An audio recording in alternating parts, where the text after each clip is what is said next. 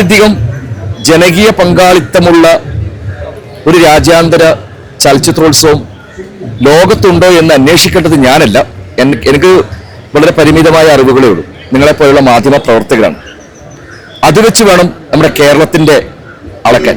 കാരണം കേരളം എന്തുകൊണ്ട് നമ്പർ 1 ആകുന്നു എന്ന് ലോകത്തിന്റെ മുമ്പിൽ നമ്മൾ അവകാശപ്പെടുന്നത് പോലും ഏറ്റവും താഴെത്തട്ടിലുള്ള ആൾക്കാർ മുതൽ ഏറ്റവും ഹൈ ക്ലാസ്സിൽ ജീവിക്കുന്നവർ വരെ ഈ ചലച്ചിത്രോത്സവത്തിൽ പങ്കെടുക്കുമ്പോൾ എല്ലാവരും ഇവിടെ സമന്മാരാണ്.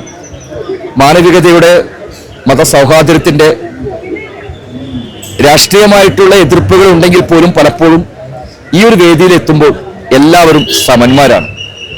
പിന്നെ ഓരോ IFFKയും കൃത്യമായ ലോകത്ത് നടക്കുന്ന പല യുദ്ധങ്ങൾക്കെതിരെ, പലായനങ്ങൾക്കെതിരെ, വർഗീയതയ്ക്കെതിരെ, മനുഷ്യന്മാരെ കൊന്നൊടുക്കുന്നതിനെതിരെ ഒക്കെ പലപ്പോഴും ഒരു സമര കാഹളമായിട്ട് നമ്മുടെ ഈ IFFK മാറുന്നു എന്നത് വലിയ സന്തോഷമാണ്.